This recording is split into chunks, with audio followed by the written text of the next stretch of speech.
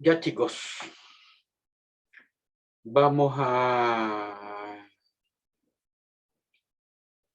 comenzar la clase de hoy día. Esta clase puede resultar un poco extensa. Hoy vamos a ver cuál es el rol de la empresa en la economía y la sociedad. Y luego nos vamos a introducir en el modelo de negocios, Canvas, que por lo que pude percatarme en la clase pasada, algunos de ustedes ya vieron, así que espero que no se les torne muy aburrida la clase de hoy día. Vamos a comenzar entonces con el primer tema de la clase de hoy, que es la empresa y su rol en la economía y la sociedad.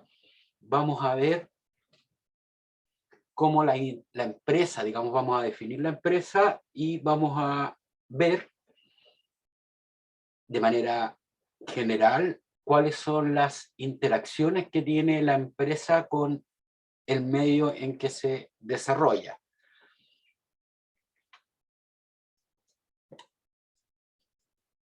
Y para entrar con tratar de definir o introducirnos en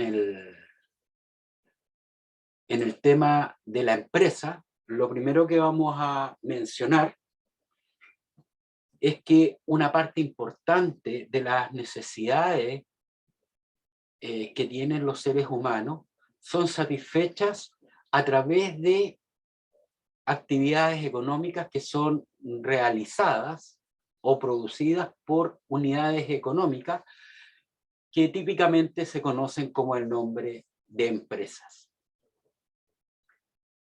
En la década de 1950, el biólogo alemán Ludwig von Betternamfi, no estoy seguro si se pronuncia así o no, ustedes me van a disculpar, pero es la persona que aparece ahí en la fotografía, que como les decía es un biólogo alemán, desarrolló la teoría general de sistemas, y en un apartado específico de todo el planteamiento que hace este biólogo, explica que la empresa es un sistema que está compuesto por un conjunto de elementos interrelacionados que tienen un objetivo en común y que además forman un todo organizado dentro de un sistema superior o entorno. Partiendo de lo que plantea este biólogo, si lo esquematizamos, tenemos algo como lo que ustedes ven acá en la PPT, donde la empresa, que básicamente es ese cuadro que está al centro en color gris, tiene por una parte una corriente de entrada, o también conocido como inputs, donde ingresa capital, materia prima, información, energía, trabajo y algún otro elemento, ingresan a la empresa y todos esos elementos se transforman dentro de esta cajita, que es la empresa, y como resultado de todo el proceso que hay dentro de la empresa, se genera una corriente de salida, o también conocida como output, y esta corriente de salida tiene productos o servicios, o también sueldos, utilidades, impuestos, información y una serie de otros elementos. Lo importante en este concepto propuesto por este biólogo alemán, es que los outputs o corrientes de salida generan información y recursos, además, que son utilizados en parte nuevamente por la empresa para ser transformados nuevamente en una corriente de salida. Fíjense ustedes que los sueldos es una corriente de salida porque la empresa genera, ¿no es cierto?, paga las remuneraciones a sus trabajadores. También genera utilidades. Y si genera utilidades, paga impuestos. También, obviamente, produce bienes y servicios que son consumidos por los clientes. Entonces, a partir de todo eso que sale desde del sistema empresa, una parte de todo eso vuelve a ingresar a la empresa en forma de capital, puede ingresar de nuevo en términos de materia prima, en términos de información, en términos de energía, en términos de trabajo y otros elementos. Y de esa manera se produce el proceso de retroalimentación. Profe, ¿Sí? ¿cómo está, profe? Bien, Ricardo. Gracias. Entonces, de esa manera, la empresa está constantemente, les decía yo, interactuando con su entorno. Ahora, respecto del entorno de la empresa, vamos a decir que la empresa posee dos entornos relevantes, ¿ah? Y que dos entornos relevantes que es importante que la empresa lo esté monitoreando constantemente. Fíjense bien que aquí hay una nueva figura al costado derecho de la PPT, donde la empresa ha sido simplificado, ¿no es cierto? Y está al centro de la figura. Y está rodeado por dos entornos principales. El primer entorno, o el más cercano, es el que llamaríamos el microentorno. Y luego, de manera más alejada, lo que está representado por este círculo rojo, perdón, se encuentra el macroentorno. Y el macroentorno, como les decía, es el ambiente más lejano a la empresa, y este macroentorno puede actuar de manera positiva o negativa respecto del microentorno y de la empresa misma. Por eso es que las flechas que están en el macroentorno son unidireccionales. Eso significa que afectan primero a la industria y luego a la empresa, o al microentorno más que industria. Y fíjense que típicamente en este macroentorno hay 6 ambientes o entornos relevantes, pudiendo existir algunos otros, pero está el entorno económico, el entorno medioambiental, el entorno legal, el entorno político, el tecnológico y el sociocultural. Estos 6 entornos pueden afectar, como ya les había dicho, de manera positiva o negativa al microentorno y a la empresa.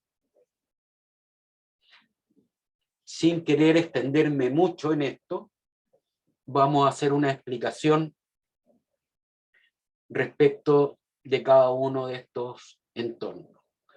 Por ejemplo, comencemos con el entorno económico. El entorno económico va a estar caracterizado por todos los indicadores macroeconómicos que puedan afectar al país donde la empresa desarrolla sus actividades. ¿Cuáles son los elementos típicos del entorno económico que pueden afectar al microentorno y a la empresa propiamente tal, de manera directa o más directa? Son variables como la tasa de desempleo, el nivel de inflación, la tasa de crecimiento del país, el nivel de tipo de cambio y los niveles de tasa de interés de la economía. Esos son como los elementos más relevantes del entorno económico que pueden afectar, ¿no es cierto?, al microentorno y a la empresa propiamente tal. Voy a poner un ejemplo de una afectación positiva y un efecto de afectación económica. Supongamos que existe un alto nivel de empleo en la economía. Pensemos, por ejemplo, en un nivel de desempleo del 5%, eso más o menos se acerca a una situación de pleno empleo. En esa situación, la empresa tiene riesgo, principalmente esos riesgos están dados por la fuga de capital humano. ¿Por qué? Porque en una situación de pleno empleo,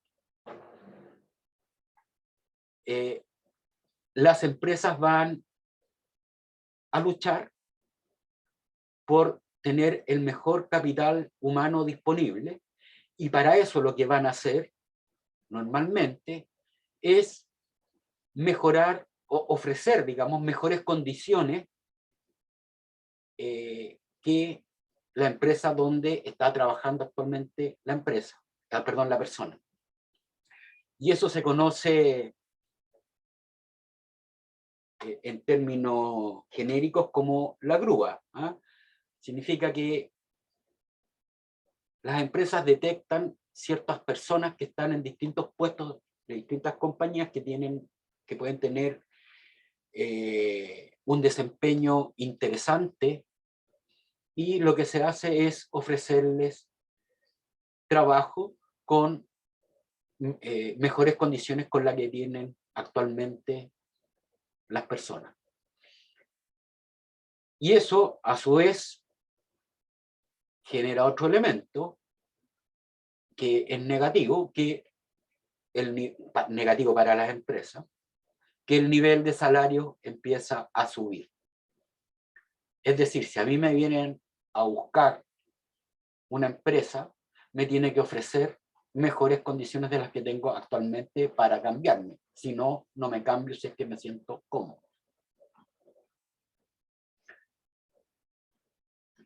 Eso, ¿no es cierto?, eso desde un punto de vista negativo.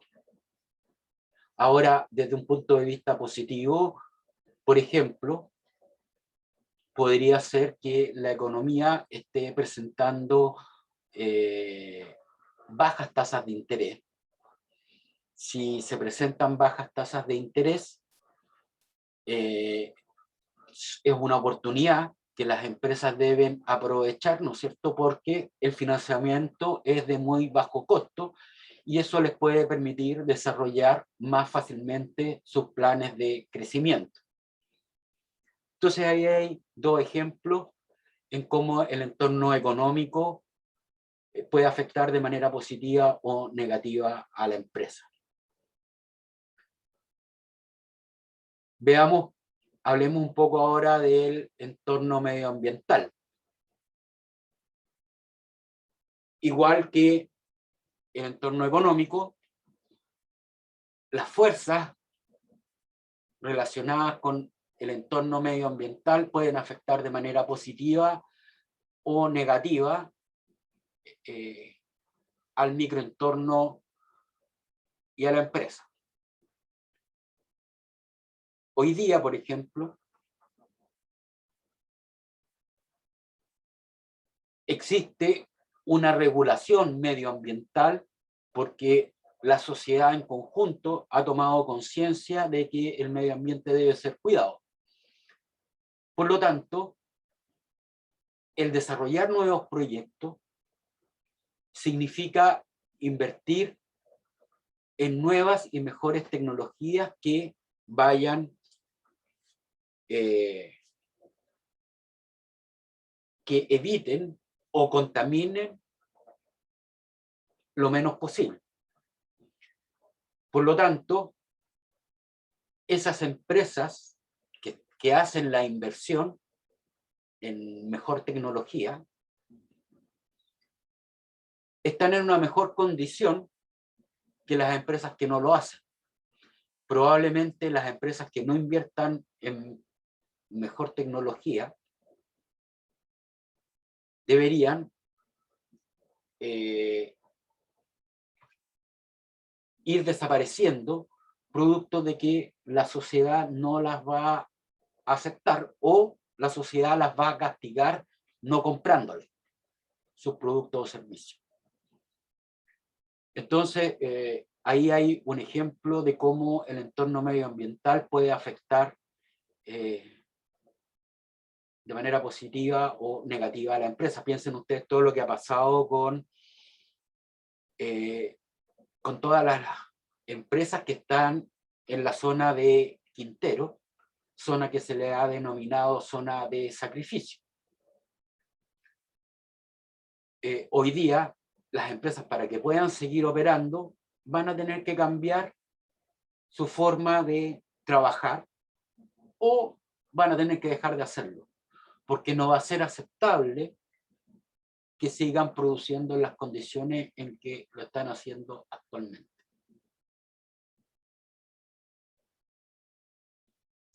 Vamos al entorno legal. El entorno legal está formado por toda la regulación que puede afectar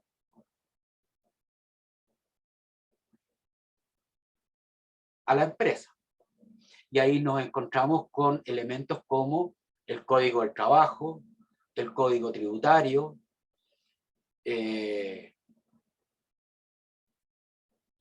normas respecto de la seguridad de los trabajadores, está toda la normativa de pensiones, etc. Y hay algunas industrias que poseen incluso una reglamentación específica. Ejemplo de esto. Hoy día en el Congreso se están discutiendo proyectos de ley que podrían afectar negativamente a la empresa. Cuando me refiero a una afectación negativa, me estoy refiriendo a que por una vía legal se aumenten los costos de producción. Al aumentar los costos, ustedes comprenderán que el margen de operaciones disminuye. Entonces, volviendo a los ejemplos, podríamos decir que si se aprobase el proyecto de ley, por ejemplo, de reducción de la jornada laboral, podría ser perjudicial para algunas empresas. ¿Por qué podría ser perjudicial? Porque algunas empresas tendrían que, para poder seguir operando, a lo mejor contratar un segundo turno. Y pudiese ser que ese segundo turno no implique un aumento en las ventas. Y si no implica un aumento en las ventas, eso se traduce necesariamente en que han aumentado los costos para esa empresa.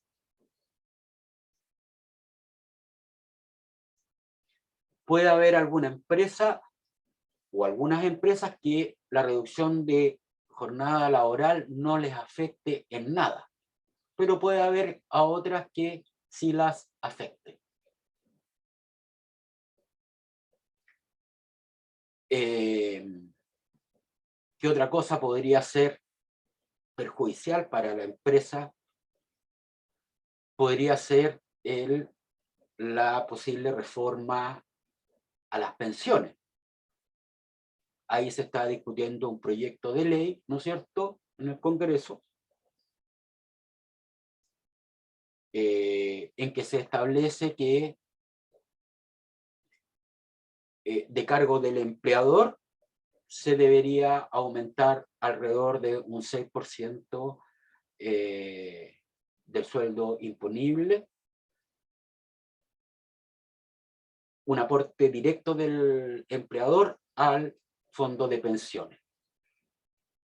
Eso todavía está en discusión, pero lo más probable, dado todo lo que ha pasado en nuestro país, eso va a ocurrir. Y por lo tanto, eso va a ser un mayor costo para las empresas cuando se apruebe.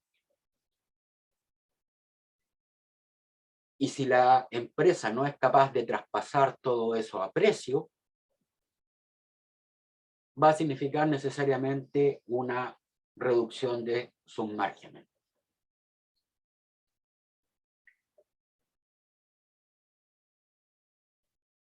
Veamos el entorno político. El entorno político puede causar mucha incertidumbre, sobre todo respecto de las inversiones. Hoy día en nuestro país está pasando por un proceso complejo en términos institucionales, donde se acercan elecciones y, dependiendo el candidato que gane, puede tener mayor o menor, ¿no es cierto?, disposición a el desarrollo de las empresas y de las inversiones. Y por otro lado está la Convención Constituyente, que de alguna manera podría cambiar las reglas del juego, y en una situación como esa, lo que debería ocurrir es que las inversiones se paralicen hasta no tener certeza de cuáles van a ser las nuevas reglas del juego. Entonces ahí toda esta incertidumbre no se va a ver solucionada hasta que primero se tenga claridad quién va a ser el próximo presidente de la República, y además de eso, dada la característica que tiene nuestro sistema político, que se requiere también tener mayoría en el Congreso para poder aprobar los proyectos, no sabemos qué es lo que va a pasar. Y eso, como les digo, va a generar incertidumbre, y lo mismo ocurre con la Convención Constituyente. Mientras no tengamos claridad o no se tenga claridad respecto de qué es lo que va a pasar en aspectos económicos con la Constitución, la verdad, lo más probable que ocurra es que la inversión se vea disminuida. Y por lo tanto, por esa vía, no se estarían creando nuevos puestos de trabajo, o la velocidad con que se van a crear estos nuevos puestos de trabajo va a ser mucho más lenta. Otro entorno que es relevante es el entorno tecnológico. A raíz de la situación que provocó la crisis sanitaria a nivel mundial, donde las libertades de movilidad se vieron reducidas drásticamente producto de la cuarentena, esto permitió el desarrollo de manera mucho más potente, o aceleró el desarrollo del comercio electrónico. Hoy día, todas las compañías o una parte importante, se está volcando o está poniendo todos sus esfuerzos al desarrollo del comercio electrónico, a abrir este nuevo canal de venta, e incluso han surgido empresas que solo comercializan productos a través de la web. Y esto está cambiando completamente el panorama económico, porque la forma de hacer las cosas, la forma en que las empresas se están comunicando con los clientes, está cambiando. Todo se está haciendo hoy día, o la mayoría de las cosas se está haciendo a través de la web. Hay mucho por avanzar, todavía las cosas no funcionan del todo bien, pero las empresas se están esforzando y están haciendo las inversiones para hacer esto realidad. Eso por un lado. Otra cosa que el entorno tecnológico tiene y por lo tanto requiere estar mirándolo constantemente, es que el entorno tecnológico puede aportar nuevas formas o maquinaria más eficiente para hacer las cosas. Por lo tanto, la empresa puede mejorar su productividad, y si mejora su productividad, puede disminuir sus costos. El uso de robots o la automatización de ciertos procesos permite esto que les acabo de decir. Nosotros, creo que todos ustedes han podido asistir a lo que está ocurriendo, por ejemplo, en las tiendas de supermercados, donde hoy día prácticamente todo ya está haciendo de manera de autoservicio. Uno toma su carro cuando llega, echa lo que necesita y pasa por cajas de autoservicio. Y eso lo está haciendo posible los avances en tecnología. Por lo tanto, los avances tecnológicos van a poder, los avances tecnológicos definitivamente van a ir eliminando puestos de trabajo que antes eran realizados por personas. ¿Y cuáles van a ser esos puestos de trabajo que se van a ver más afectados? Son los trabajos monótonos o repetitivos. Entonces, el entorno tecnológico, impacta fuertemente a las empresas y también hay que estar revisándolo constantemente. Finalmente, el entorno sociocultural también puede afectar de manera positiva o negativa al microentorno y a la empresa en sí. Por ejemplo, un fenómeno que se está dando con cada vez mayor fuerza es el aumento de los consumidores de productos vegetarianos o veganos. Y eso abre nuevas oportunidades a nuevas empresas. Un ejemplo de eso, por ejemplo, es la empresa chilena Notco, que ha hecho todo un desarrollo científico y ha podido desarrollar productos en base a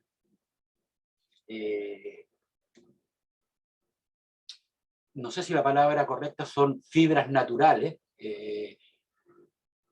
o proteínas más bien de tipo vegetal.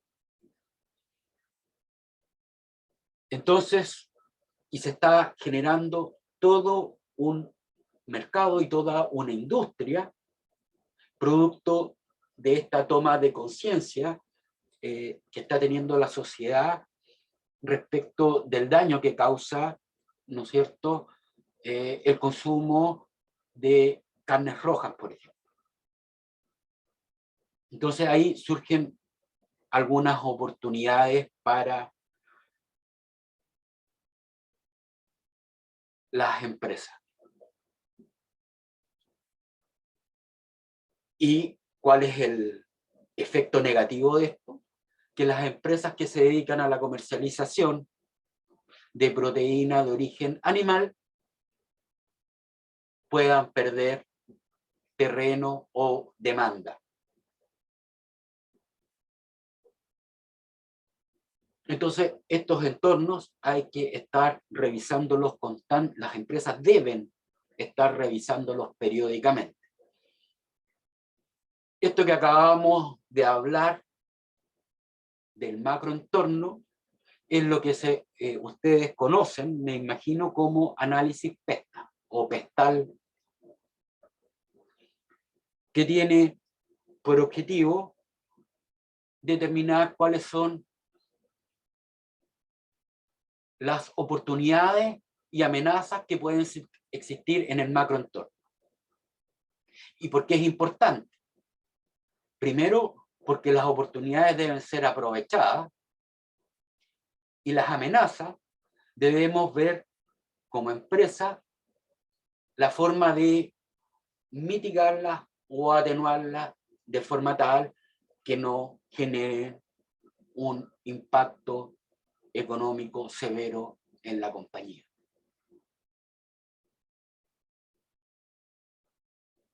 Y por lo tanto, el análisis PESTA tiene como propósito ser un insumo fundamental para determinar el análisis FODA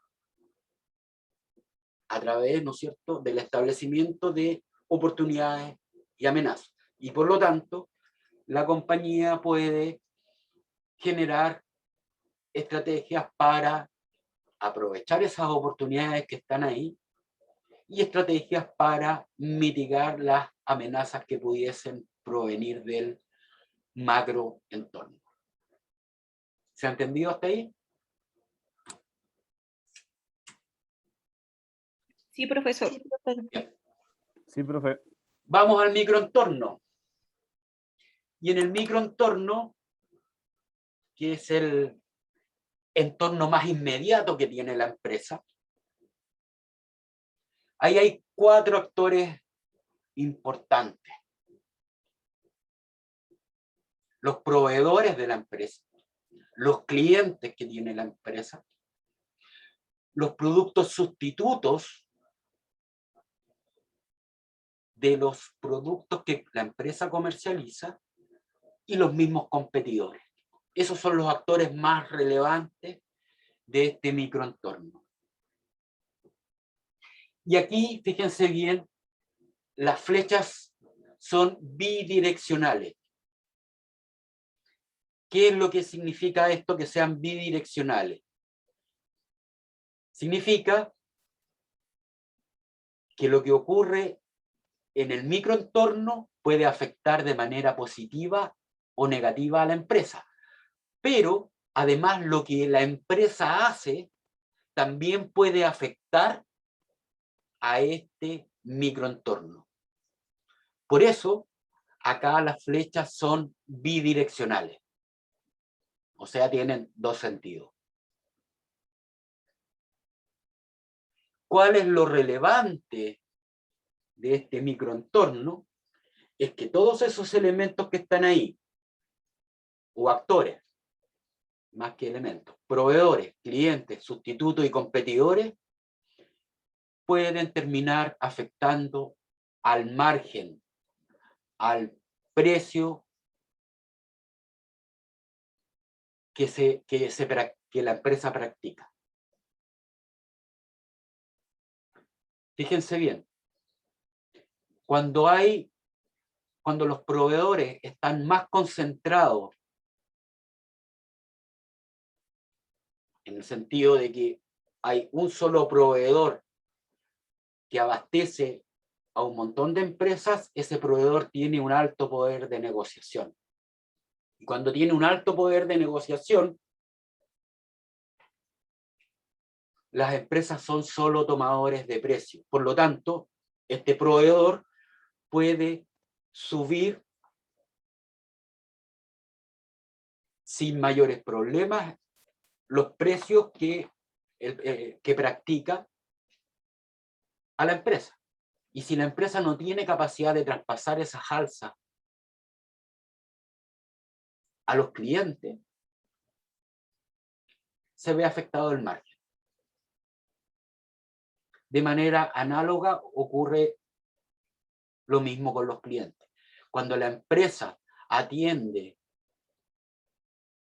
clientes muy poderosos, la empresa tiene un escaso poder de negociación. Y cuando tiene un escaso poder de negociación,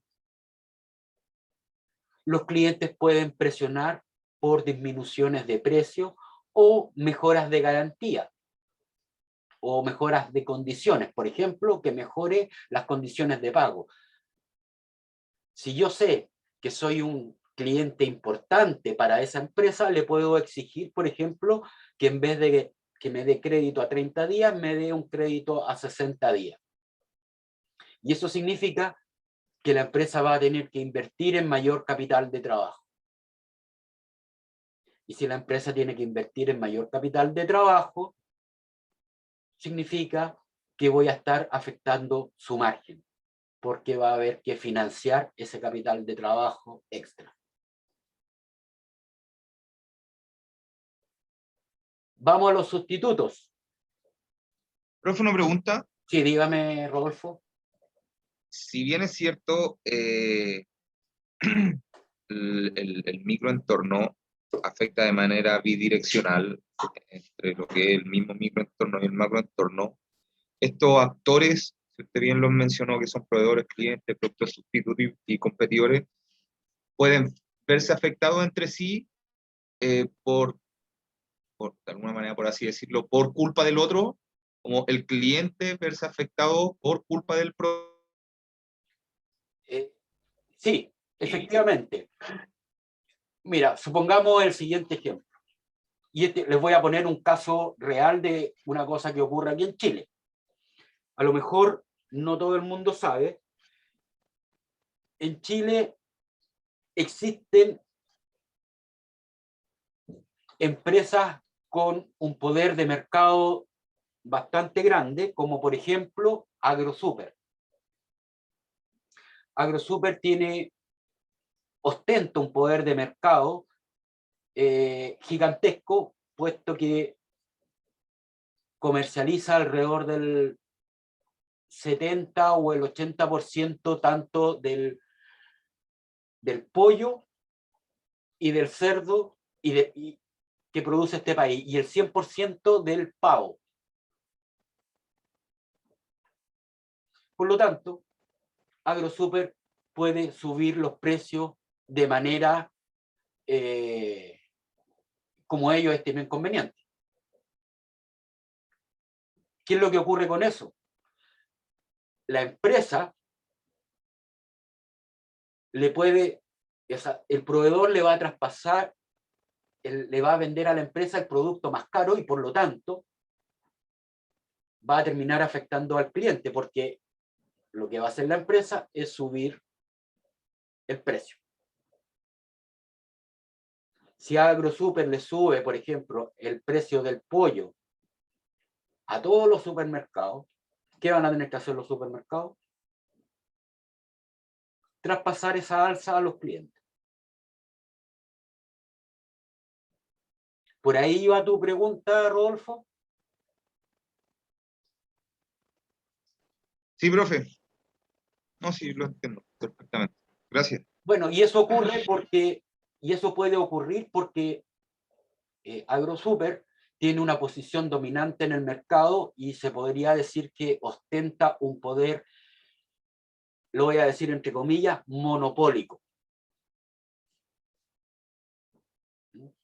Ahora, Si existieran más proveedores, la cosa sería distinta. AgroSuper no podría hacer eso de manera arbitraria. Hoy día sí lo puede hacer.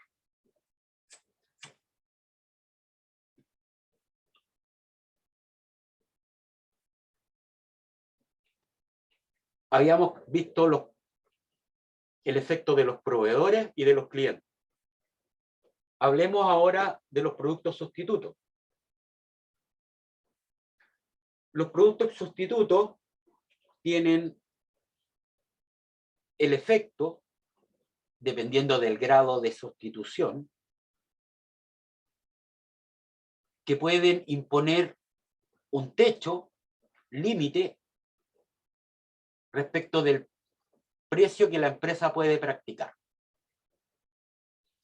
Supónganse una economía muy rudimentaria que solo vende dos productos que son sustitutos entre sí. Supongamos que se ve que en esta economía rudimentaria solo produce miel y mermelada.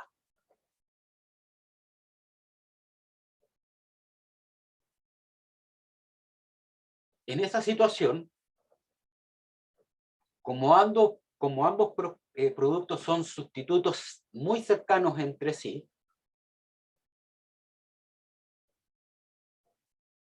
el efecto sustitución es casi inmediato ante un alza de precios en alguno de los dos.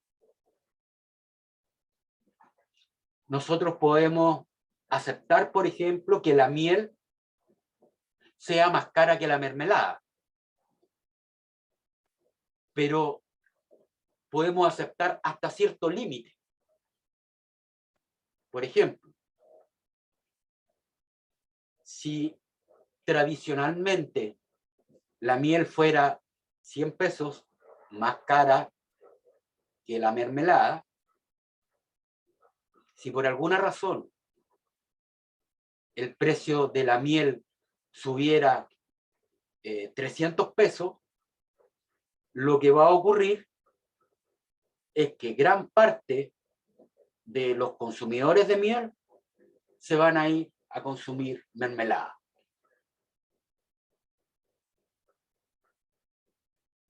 Y por lo tanto, ese proveedor que vende miel podría haber afectada su ganancia o su participación de mercado. Entonces, he ahí el poder que tienen los productos sustitutos. Finalmente, puede terminar impactando en el margen de la empresa, este poder que tienen los sustitutos. Finalmente, los competidores directos de la empresa. Vamos a entender como competidores a todos quienes producen o comercializan el mismo producto genérico.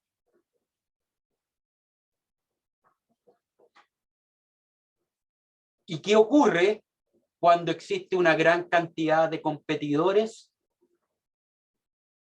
Lo que ocurre, por ley de oferta y demanda, en la medida que existen muchos competidores, el precio tiende a disminuir porque existe mayor competencia. Cuando hay menos competidores en una industria, los precios son más elevados. ¿Por qué? Porque no existe competencia.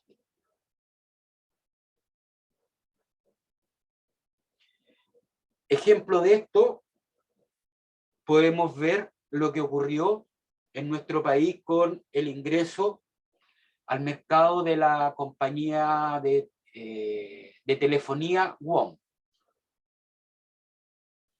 Los precios promedio de los planes estaban en torno a los 15.000 pesos antes de la llegada de WOM.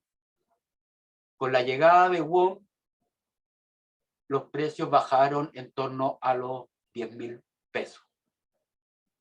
Y eso es básicamente lo que hoy día se está comercializando. Si ustedes se fijan y revisan las tarifas que existen de las distintas compañías, más o menos están en torno entre los 10.000 y los 11.000 pesos el precio estándar. Hay algunas compañías que tienen algunos productos que son algo más sofisticados, que ofrecen algunas garantías o servicios extendidos respecto de la telefonía, y ahí en esos casos se cobra un poco más, como por ejemplo hay compañías que cobran un poco más de manera mensual, pero cada 2 años permiten cambiar el equipo por un equipo telefónico por uno de última generación, por ejemplo. Pero en general, el precio promedio está en torno a los 10.000. Eso significa que el precio de venta con la aparición de WOM disminuyó en 1/3, de 15.000 a 10.000.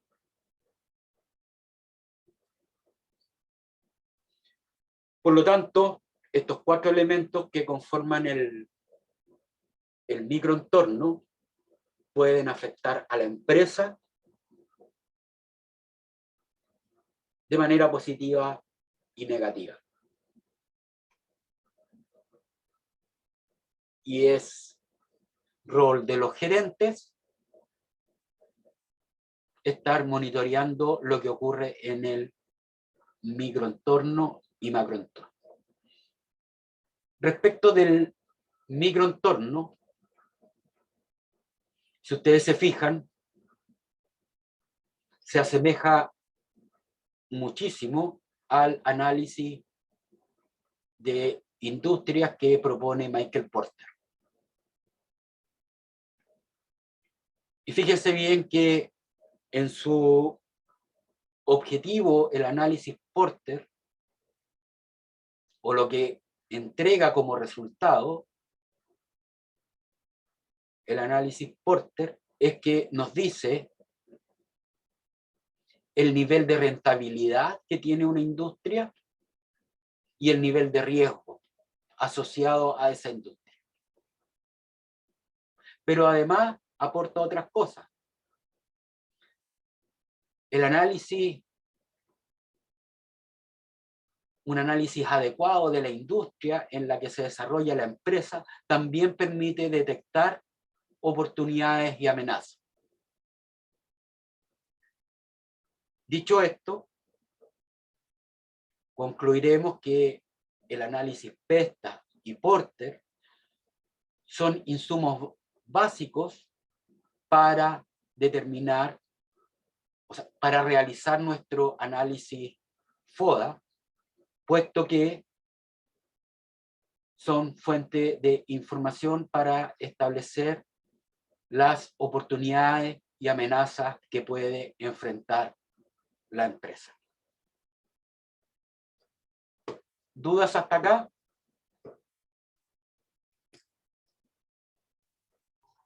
No, profe, por mi parte. No, profe. Ok. Vamos bien, vamos bien.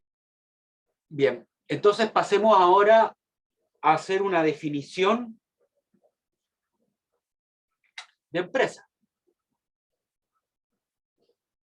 Y esta definición que está acá en este recuadro azul, en mi opinión, es una muy buena definición por cuanto indica qué es lo que es una empresa, cómo interactúa esta empresa con la sociedad y cuál es el objetivo que tiene toda empresa. Entonces vamos a decir que, y voy a leer textual, la empresa es una entidad económica y se encuentra constituida por un conjunto de recursos ordenados y combinados coherentemente para entregar a la sociedad bienes y servicios a cambio de un precio tal que permita, primero, la reposición de los recursos empleados en la producción del bien o servicio, y además, como segundo elemento, este precio debe permitir la obtención de un beneficio económico. ¿Para qué cosa? Primero, para asegurar la viabilidad de la empresa. Y segundo, porque es necesaria entregarle una retribución a los dueños. Recuerden que ellos son los que han corrido el riesgo y han invertido su capital en poder construir o armar la empresa. Y por lo tanto, merecen, ¿no es cierto?, tener una retribución. Sin embargo, cuando existe retribución, significa que la empresa colabora además subsidiariamente, es decir, de manera indirecta, con el desarrollo de la comunidad en que se encuentra inmersa a través del pago de impuestos.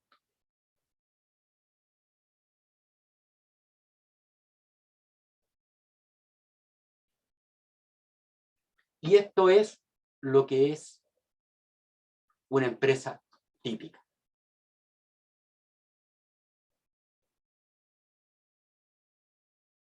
¿Dudas, consultas? Ese concepto ahí que dice colaborar subsidiariamente, no sé, como que Como no lo que entiendo. no lo entiende. O sea, no es que no lo entienda, como que siento que no corresponde que vaya ahí. ¿Por qué no? Porque subsidio lo asocio a otra cosa, No, a aportes. lo que pasa es que colabora subsidiariamente en el sentido de que cuando existe utilidad, la empresa paga impuestos. Cuando no existe, no paga. ¿Se recuerda que lo vimos en contabilidad? Recuerde que Sí, sí, lo tengo súper claro. hay tres posibles estados de naturaleza o tres posibles estados para una empresa que tenga utilidad. Eso significa que los ingresos son mayores que sus costos y sus gastos, que esté en equilibrio, que es el caso más extraño y poco probable, que es, ¿no es cierto?, cuando la suma de los ingresos de la empresa es exactamente igual a la suma de sus costos y sus gastos. Y el otro caso es cuando la empresa tiene pérdidas. Y va a tener pérdidas cuando sus ingresos son menores que la suma de sus costos y sus gastos.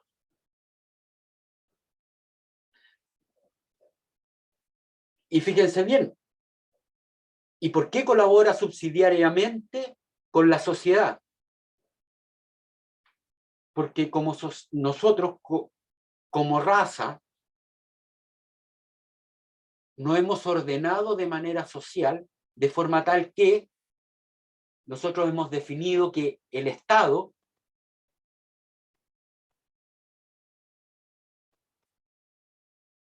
sea el ente quien, en definitiva, procura el desarrollo, por una parte, de la nación, pero además también va en auxilio de quienes tienen menos. Porque los impuestos que pagan las empresas, ¿no es cierto?, permiten a los gobiernos ejercer todos sus programas sociales.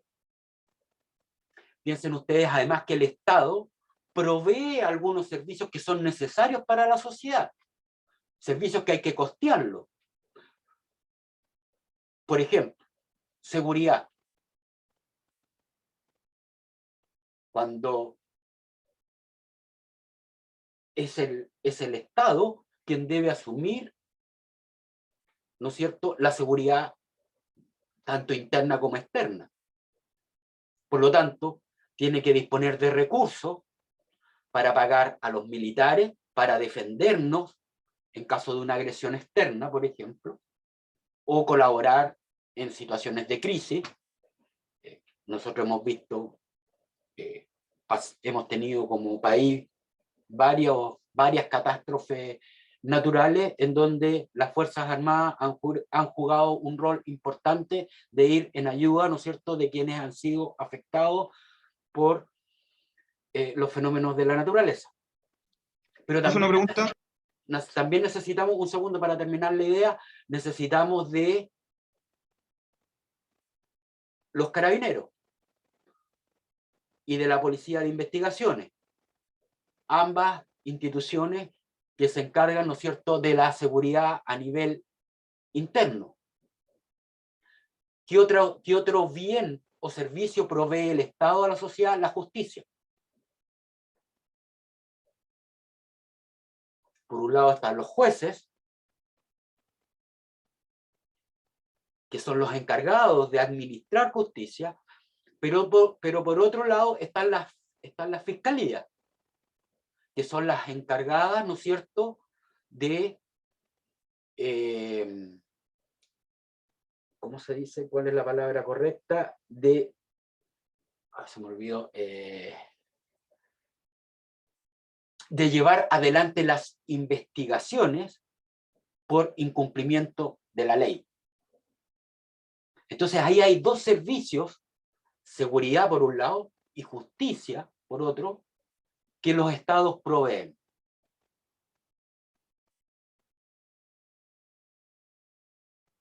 Entonces esos son elementos que se financian a través del pago de impuestos. Por eso es subsidiario. Además de todo el resto de personal que tiene el Estado. Por ejemplo, en el registro civil,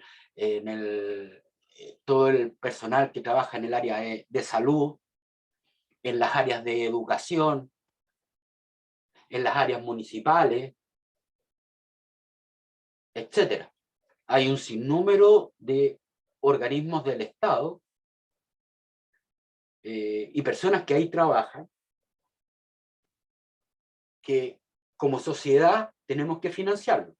Y lo hacemos a través del pago de impuestos,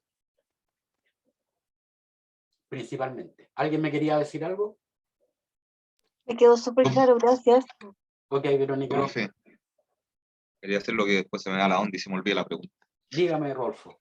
No, lo que pasa es que estamos hablando del tema de colaborar subsidiariamente con el desarrollo de la comunidad, en el cual se encuentra inmersa esta actividad económica, y es súper relevante, pero el nivel de importancia que tiene esa colaboración por medio del pago de impuestos puede tener el mismo nivel de importancia el aporte laboral que entrega esta entidad económica al Estado.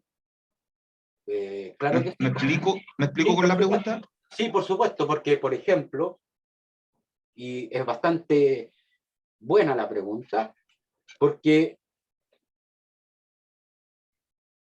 para que una sociedad pueda funcionar, necesitamos satisfacer un montón de necesidades que son primero producidas por las empresas principalmente.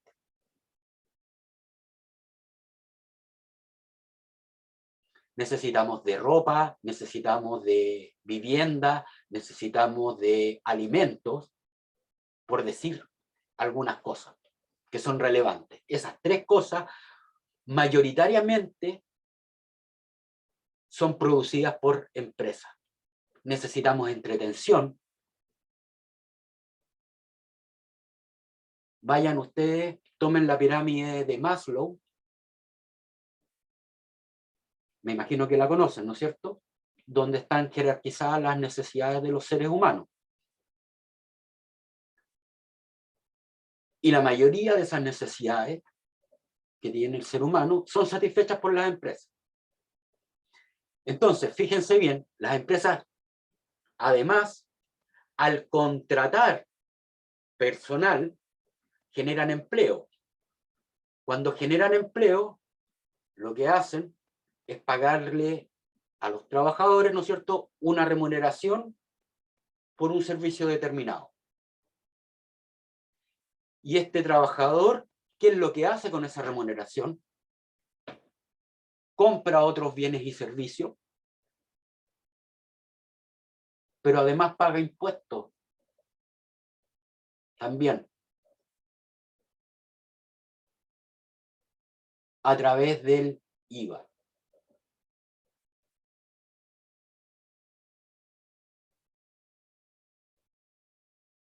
Entonces, ¿por qué se habla tanto? No sé si usted, hay algunos sectores políticos en que una de las cosas más importantes que ellos creen que debe haber en la sociedad es que exista desarrollo económico. Porque a la medida que existe desarrollo económico, lo que se postula es que existe un círculo virtuoso. Si hay desarrollo económico, hay inversión. Si hay inversión, no hay desempleo o menos desempleo.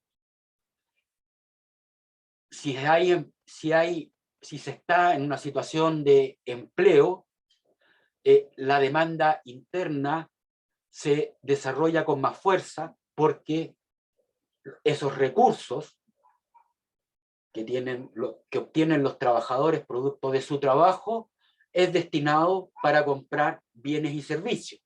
Y en la medida que el nivel de ingreso de la población aumenta, los bienes y servicios que la sociedad va adquiriendo son de mayor valor agregado. Y si son de mayor valor agregado, mayor es la recaudación de impuestos, sobre todo el del IVA. Y si el Estado tiene más recursos, puede desarrollar más y mejores planes sociales. ¿Me expliqué, Rodolfo?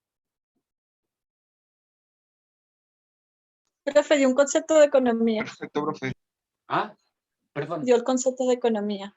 ¿qué pasa con el concepto de economía? Ese mismo que explicaba de explicar en este momento.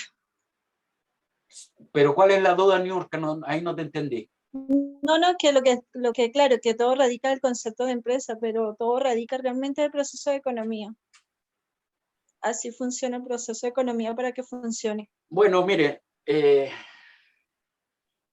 yo le puedo decir con absoluta certeza, porque es cosa que usted pueda entrar a cualquier página de la OCDE o del Banco Mundial o Fondo Monetario Internacional, y usted ahí va a poder constatar ciertas cosas.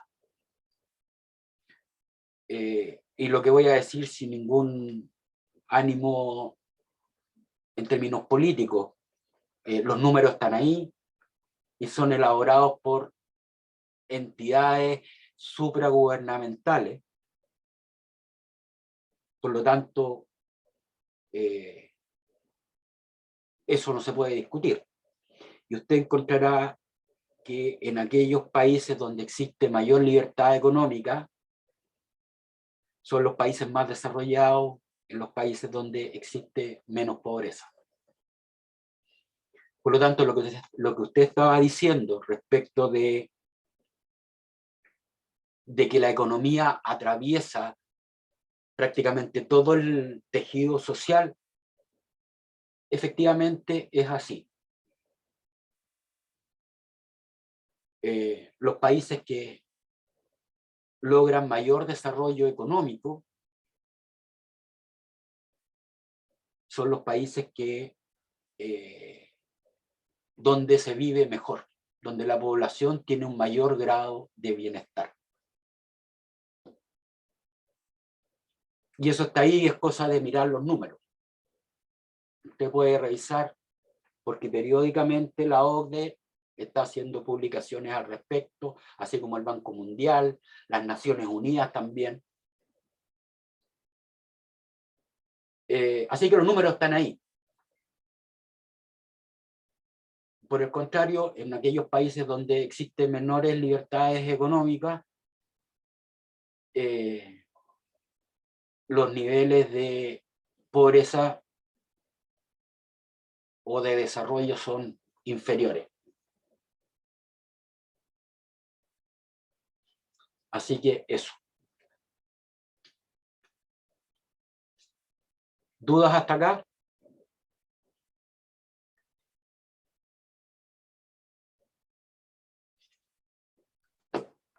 No, profe. Perfecto.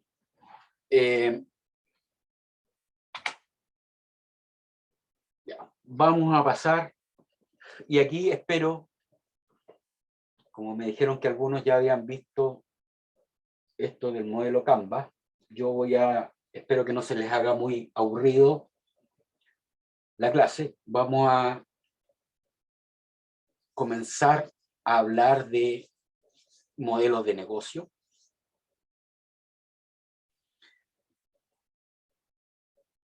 Y esto es súper importante y esto es súper atingente a la asignatura. Porque un modelo de negocio permite establecer en líneas generales cómo una empresa crea, proporciona y captura valor.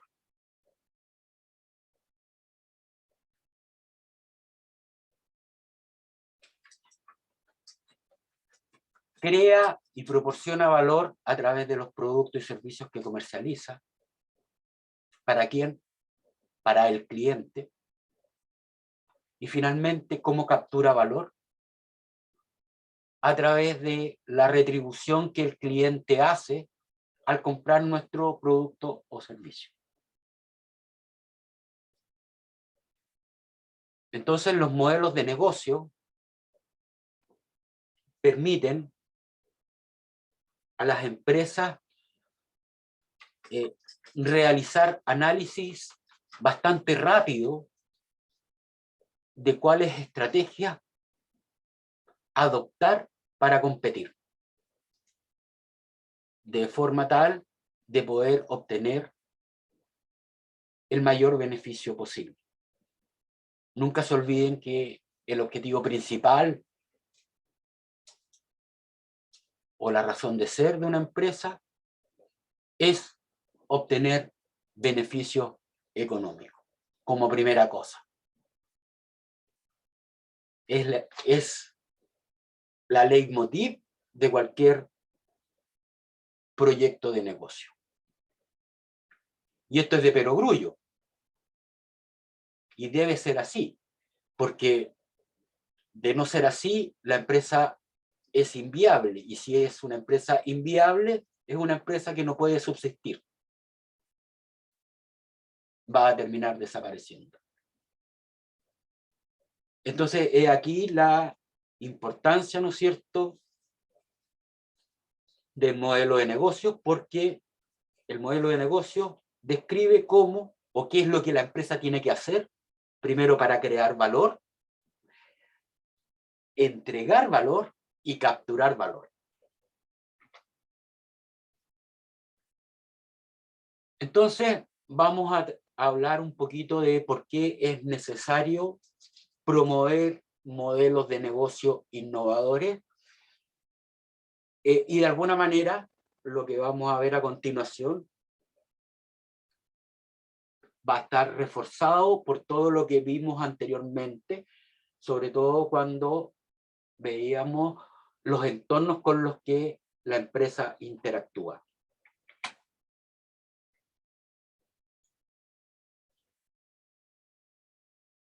El emprendimiento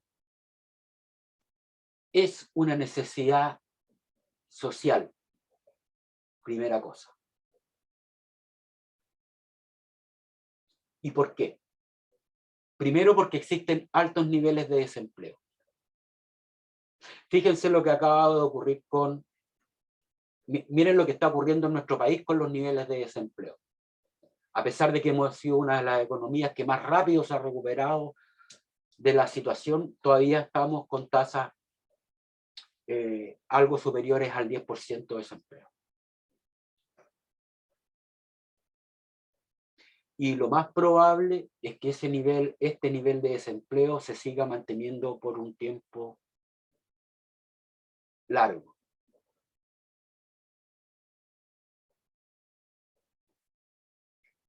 ¿Cuál es el otro tema relevante? El tejido empresarial está concentrado en pequeñas y medianas empresas, así como también microempresas. Y en este escenario, el empleo por cuenta propia es una alternativa real de desarrollo, y esto debido a que existe una baja considerable de la oferta de empleo asalariado. Fíjense lo que ha ocurrido con el tema de la pandemia. Hoy día existe un sinnúmero de personas que están trabajando por cuenta propia, vendiendo distintos tipos de productos por las redes sociales, con las redes de amigos, y hay gente que hoy día está subsistiendo o viviendo a través del empleo por cuenta propia. Y algunos de esos empleos por cuenta propia podrían ser capaces de transformarse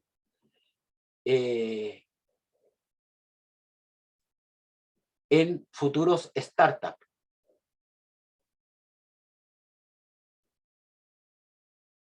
¿Qué quiere decir esto? Que pueden tener una viabilidad razonable y por lo tanto pueden ser generadoras de empleo en el futuro.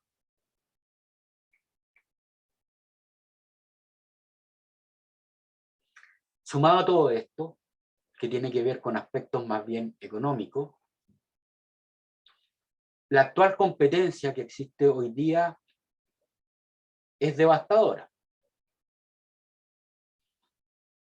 En los sectores económicos que ya están establecidos, las reglas ya están claras y se juega lo mejor que se puede. ¿Qué significa esto de que se juega lo mejor que se puede? Se trata que las compañías luchan o se encuentran luchando por capturar mayores cuotas de mercado. ¿Y por qué necesitan capturar mayores cuotas de mercado? Porque los márgenes y las tasas de crecimiento se han tendido a estabilizar o incluso han ido a la baja. Por lo tanto, la única manera de poder asegurar es obteniendo o tratando de obtener mayores cuotas de mercado. Y si a todo lo que hemos dicho sumamos los ciclos económicos coyunturales o de crisis por los que atraviesa el mundo de manera periódica o recurrente, se traduce en una demanda comprimida por bienes y servicios.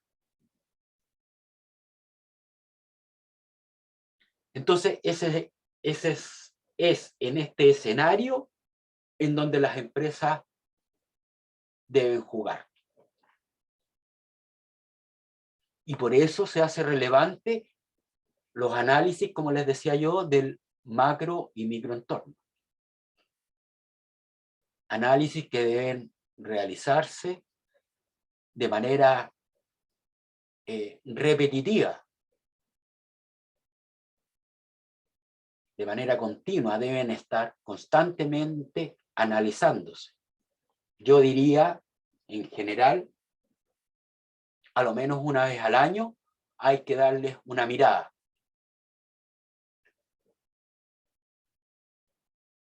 Y en el caso particular del macroentorno, hay que estar constantemente chequeando y verificando los entornos políticos y los entornos legales, con mayor frecuencia. ¿Por qué? Porque ahí hay luces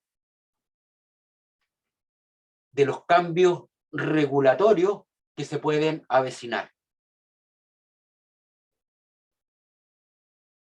Y es rol de la alta dirección, ¿no es cierto?, estar mirando hacia adelante. Por lo tanto, son ellos los encargados de estar visualizando cómo todos estos fenómenos que rodean a la empresa pueden afectarla.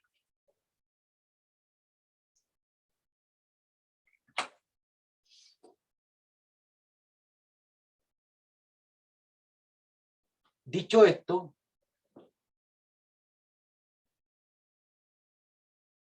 hay modelos de negocios que son innovadores. Y hay empresas que parece que no son empresas. Aquí, en las figuras que ustedes ven acá, son todas empresas, algunas ya han sido compradas unas por otras, pero aquí todas estas son empresas. Empresas que obtienen utilidades. Y para muchos de nosotros parecieran ser servicios gratuitos. Pero pregúntense ustedes, ¿cómo paga todo el personal que trabaja? ¿Cómo se les paga o de dónde reciben ingresos el personal que trabaja en Facebook? ¿O en LinkedIn?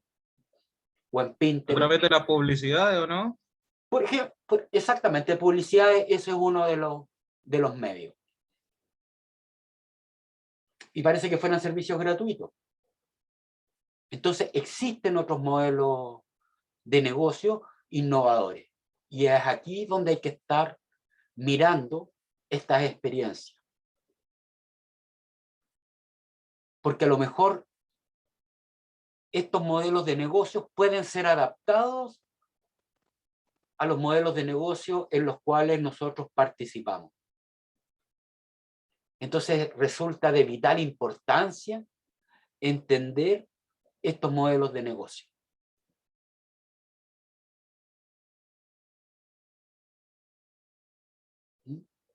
Entonces, existen formas de innovar en modelos de negocio y vamos, la herramienta, el modelo, el Canvas, es una herramienta formidable por cuanto permite explorar formas distintas de hacer las cosas. Les voy a contar una anécdota. Yo soy profesor de la asignatura de taller integrado y de juego de negocio.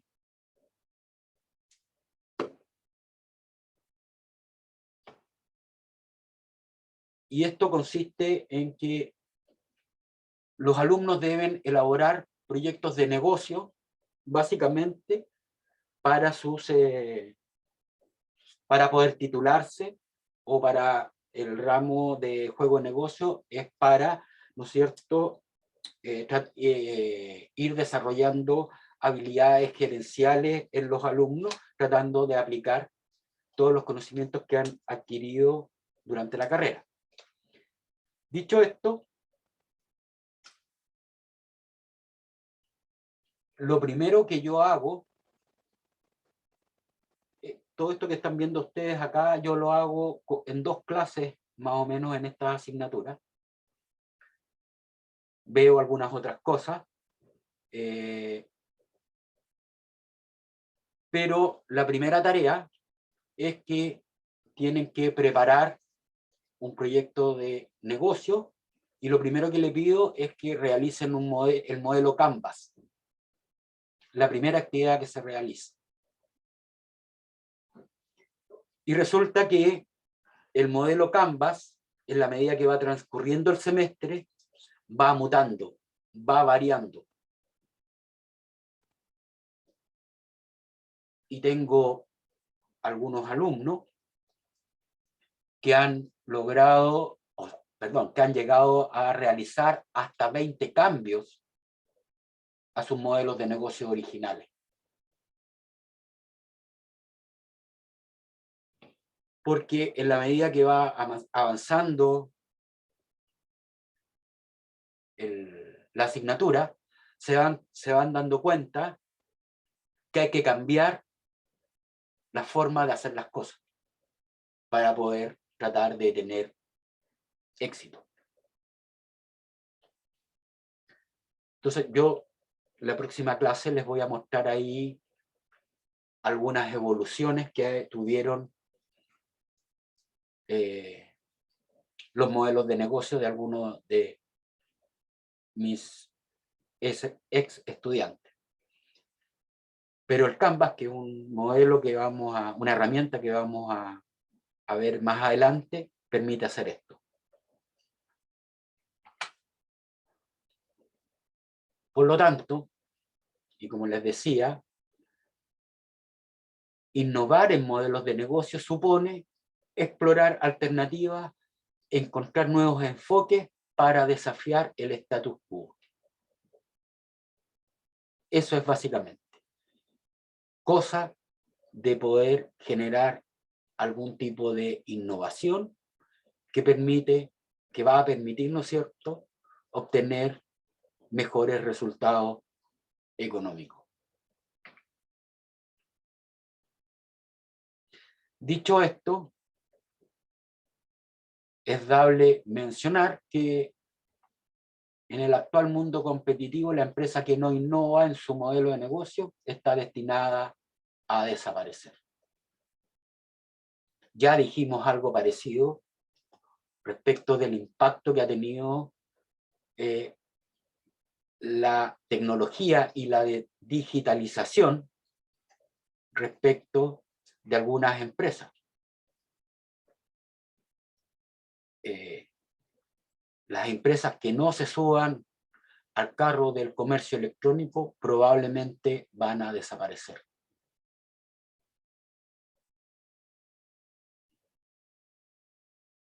Están destinadas a fracasar.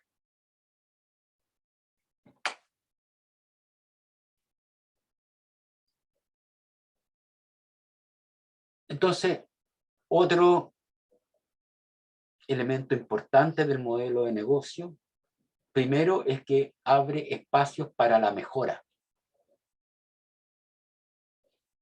El análisis de los modelos del modelo de negocio puede permitir descubrir nuevos mercados o nichos de mercado.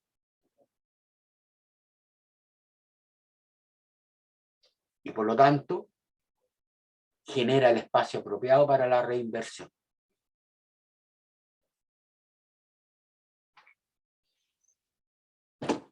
Ya, llegamos al modelo Canvas y vamos a decir que el modelo Canvas